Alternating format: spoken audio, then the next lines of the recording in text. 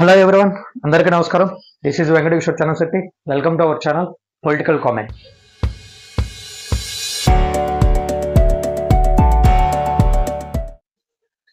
ఆంధ్రప్రదేశ్లో కూటమి ప్రభుత్వం ఏర్పాటైన రెండవ రోజు నుంచే వైఎస్ఆర్ కాంగ్రెస్ పార్టీ పదే పదే విమర్శిస్తుంది సూపర్ 6 పథకాల అమలు విషయంలో.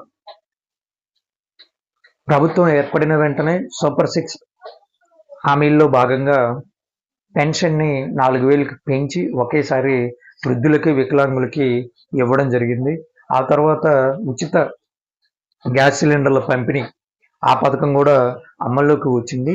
ప్రస్తుతం జరుగుతున్న అసెంబ్లీ సమావేశాల వల్ల మరొక 2 పథకాల అమలు విషయంలో క్లారిటీ వచ్చింది. సో వైఎస్ఆర్ కాంగ్రెస్ పార్టీ పదే పదే టార్గెట్ చేస్తున్న పథకం, వైఎస్ఆర్ కాంగ్రెస్ పార్టీ తమకు మైలేజ్ బాగా వస్తుంది అని ఆశ పెట్టుకుంది ఒక పథకం మీద, అదే తల్లికి వందనం. ఎందుకంటే వైఎస్ఆర్ కాంగ్రెస్ పార్టీకి బాగా పేరు తెచ్చిపెట్టిన పథకం అమ్మఒడి. ఆ అమ్మఒడి పథకానికి పేరు మార్చి తల్లికి వందనం అని పెట్టారు చంద్రబాబు నాయుడు గారు. సో ఈ తల్లికి వందనం పథకం అమలు కావట్లేదు. ఎప్పుడు అమల్లోకి వస్తుంది, అసలు ఇస్తామన్న డబ్బులు ఎగ్గొడుతున్నారు చంద్రబాబు నాయుడు గారు అని ప్రజల్లోకి తీసుకెళ్లే ప్రయత్నం చేస్తుంది పదే పదే వైఎస్ఆర్ కాంగ్రెస్ పార్టీ. అయితే ఇప్పుడు ఆ పథకం అమలు మీద కూడా అసెంబ్లీ సాక్షిగా క్లారిటీ ఇచ్చారు చంద్రబాబు నాయుడు గారు, అలాగే నారా లోకేష్ గారు.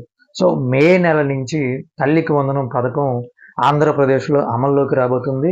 ఎంతమంది బిడ్డలు ఉంటే అంతమందికి తల్లికి వందనం పథకం అమలు చేసి తీరుతాం అని చంద్రబాబు నాయుడు గారు, అలాగే విద్యాశాఖ మంత్రి నారా లోకేష్ గారు ఉద్ఘాటించి చెప్పారు. ఆ తర్వాత మరొక పథకం అన్నదాత సుఖీభవ, రైతు భరోసా డబ్బులు 20,000కి పెంచుతామని హామీ ఇచ్చారు.